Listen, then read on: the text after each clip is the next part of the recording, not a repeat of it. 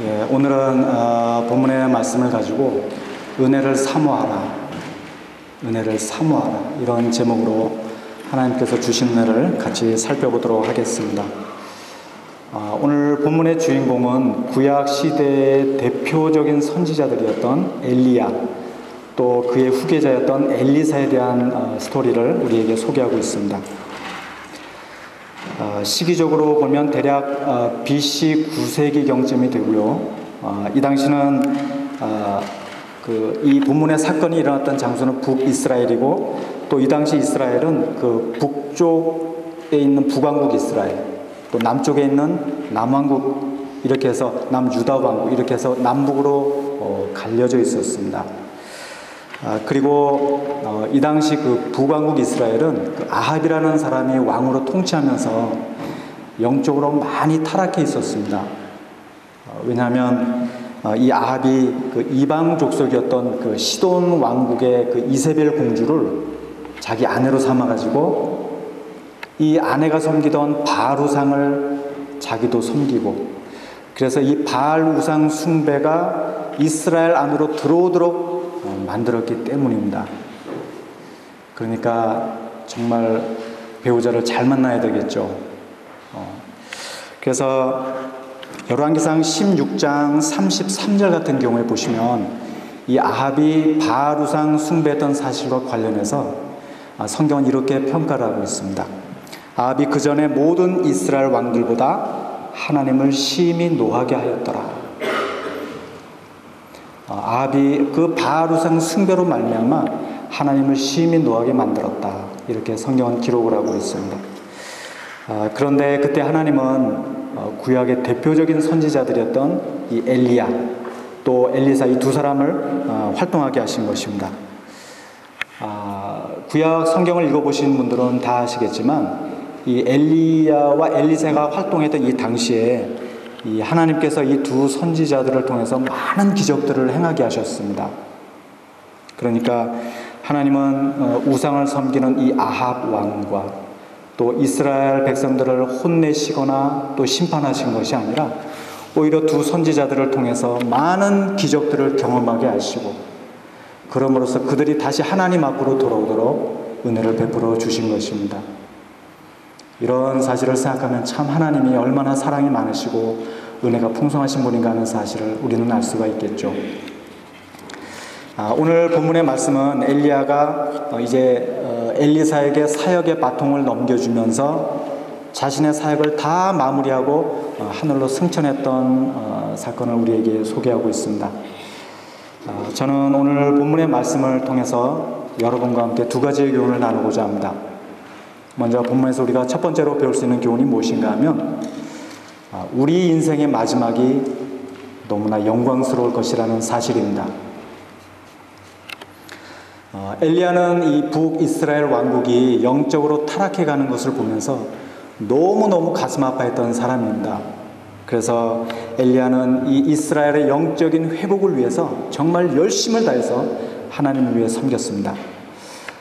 그 사실과 관련해서 열왕기상 19장 10절 말씀해 보시면 엘리야가 하나님께 이렇게 고백을 드리는 장면이 나옵니다.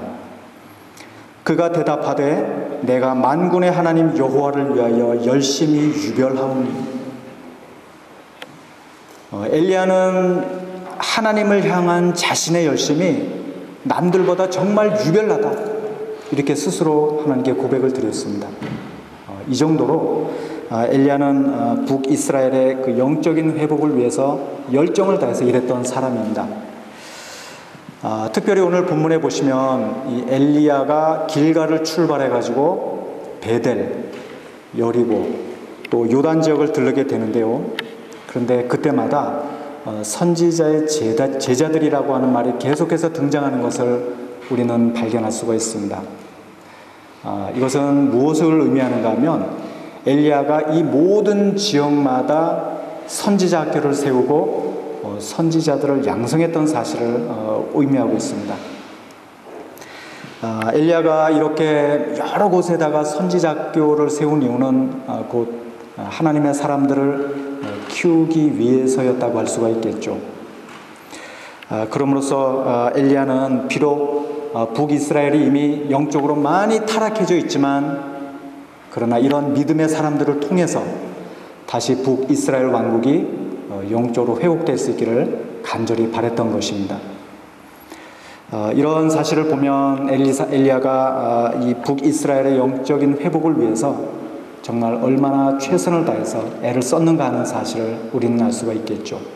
그리고 이제 자신의 모든 사역을 다 마무리하고 이제 떠날 때가 이른 것입니다.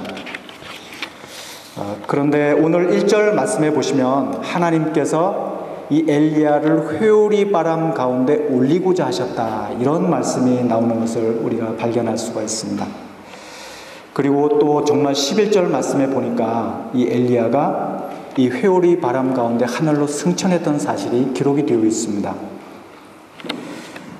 사람이 죽지 않고 하늘로 승천한다고 하는 것, 이것은 정말 놀라운 일이라고 할 수가 있죠.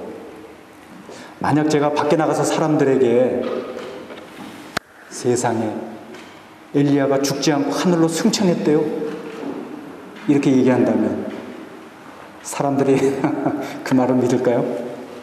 저한테 미쳤다 그러겠죠. 이 사람이 죽지 않고 하늘로 승천한다고 하는 것은 상식적으로 생각할 때는 말도 안 되는 얘기입니다.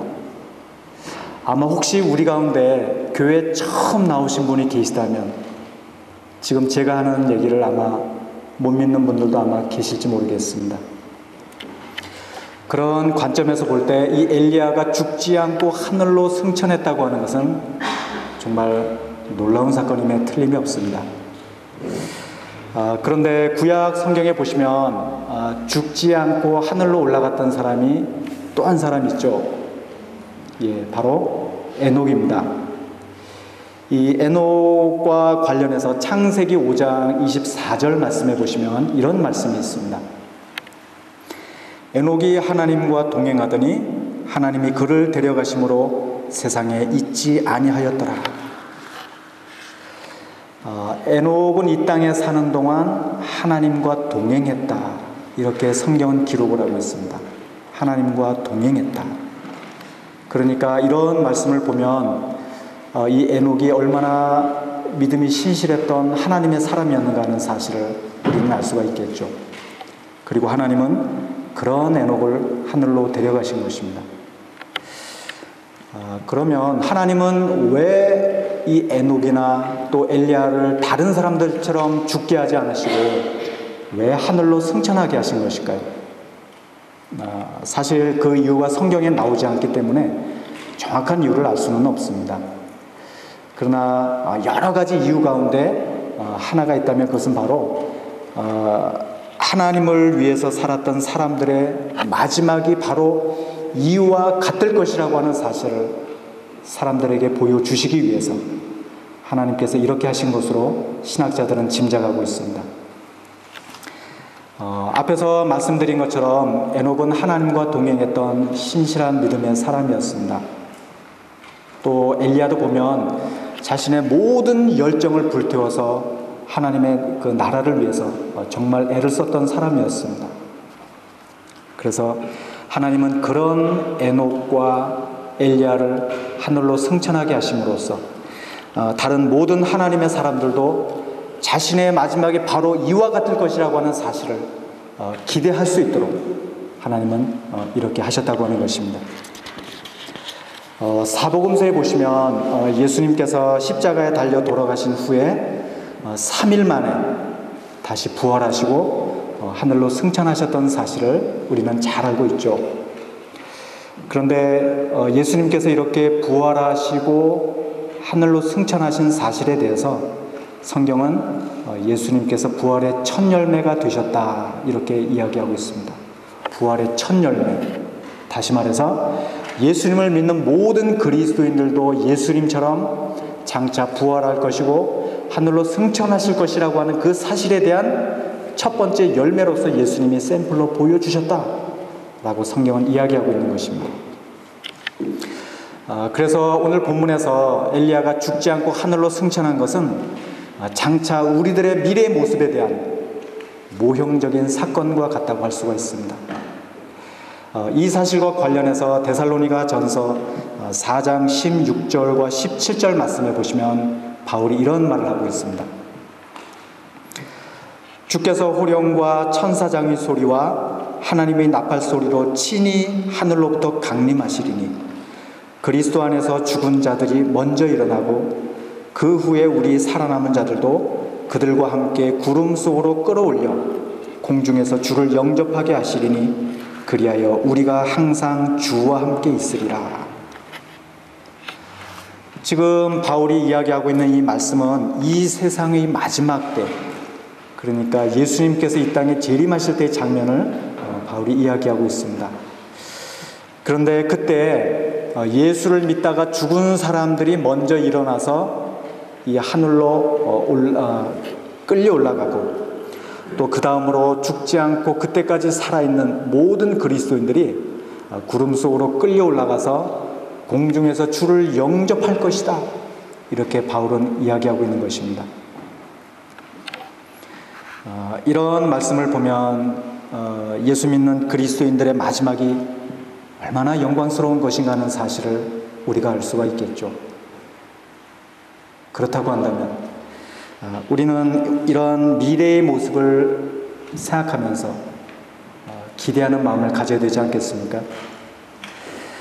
그래서 우리가 때로는 이 땅에 살면서 정말 힘들고 정말 어려운 그런 때를 만날 때도 있지만 그러나 그 가운데서도 우리가 장차 내가 그 영광스러운 모습으로 변화될 것이라고 하는 사실을 기억하면서 우리는 언제나 소망의 마음을 가지고 살 수 있어야 되는 것입니다. 또 비록 세상 사람들이 나를 알아주지 않는다 할지라도 내가 교회 다닌다고 해서 내가 예수 믿는다고 해서 나를 우습게 여긴다 할지라도 우리가 얼마나 놀라운 축복을 받은 사람들인가 하는 사실을 기억하면서 우리는 그런 우리 자신에 대해서 정말 자부심을 가질 수 있어야 되겠죠. 사랑하는 여러분, 저는 우리가 이런 사실을 기억하고 정말 날마다 감사하고 또 날마다 기뻐하면서 살 수 있기를 바랍니다. 아멘이십니까? 예. 예수를 믿는다고 하는 것은 그저 그런 것이 아닙니다. 예수를 믿는다고 하는 것은 정말 자랑스러운 것이고 복된 것이며 영광스러운 것입니다. 저는 우리가 장차 엘리야처럼 그리고 예수님처럼 부활의 몸을 입고 하늘로 올라갈 것이라는 그 사실을 기억하면서 날마다 환경에 관계없이 감사하고 기뻐하고 또 언제나 소망 가운데 살 수 있기를 이 시간 주님의 이름으로 축원드립니다. 본문에서 우리가 한 가지 더 배울 수 있는 교훈이 무엇인가 하면 우리는 하나님의 사람으로서 하나님의 은혜를 간절히 사모하는 사람이 되어야 한다는 것입니다. 엘리야는 그 하나님의 그 보내심을 받아서 이제 길갈을 떠나서 베델 그리고 여리고 요단 지역을 들르게 됩니다. 그런데 이 엘리야가 그때마다 엘리사에게 자기를 따라오지 말고 그냥 그 자리에 머물러 있으라 그렇게 이야기합니다. 왜 엘리야가 엘리사에게 자기를 따라오지 못하게 했는지 그 이유에 대해서 정확히 알 수는 없습니다.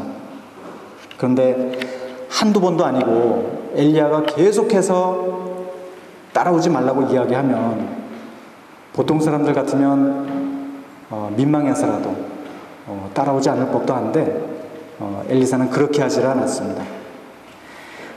엘리사는 엘리야가 따라오지 말라고 이야기할 때마다 자존심이고 뭐고 다 팽개친 채 나는 절대로 당신을 떠나지 않겠습니다. 나는 목숨을 걸고 당신을 따라가겠습니다. 그렇게 이야기하면서 엘리야를 끝까지 쫓아간 것입니다. 그러면 왜 엘리사는 이렇게 엘리야를 끝까지 쫓아다닌 것일까요? 그 이유가 9절 말씀에 나오는데요. 9절에 보시면 엘리사가 엘리야에게 이렇게 이야기합니다. 당신의 성령이 하시는 역사가 갑절이나 내게 있게 하소서. 당신의 성령이 하시는 역사가 갑절이나 있게 하소서. 엘리사가 이렇게 엘리야를 끈질기게 쫓아갔던 그 이유가 바로 엘리야에게 임하셨던 그 성령의 역사가 자신에게 갑절이나 있기를 원했던 것입니다. 그러면 성령의 역사가 갑절이나 있기를 원한다고 하는 이 말의 의미는 과연 무엇을 의미하는 것일까요? 이 부분에 대해서 우리는 두 가지 관점에서 생각해 볼 수가 있는데요.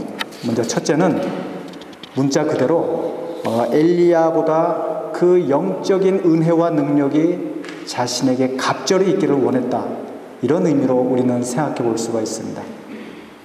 그리고 두 번째 의미는 자신이 엘리야의 뒤를 잇는 선지자가 되기를 바랬던 사실로 우리는 이해할 수가 있습니다. 이 당시 그 이스라엘 사회에서는 그 큰 아들이 다른 아들들보다 그 재산의 그 모든 재산의 2배를 받았습니다. 그래서 마치 그와 같이 엘리사는 자신이 엘리야의 뒤를 잇는 후계자가 될 수 있기를 바랬던 것입니다. 그러나 사실 이 일은 쉬운 일이 아니었습니다. 왜냐하면 그 엘리야가 줄 수 있는 그런 성질의 것이 아니었기 때문입니다. 그래서 10절에 보시면 엘리야가 이런 말을 하고 있습니다.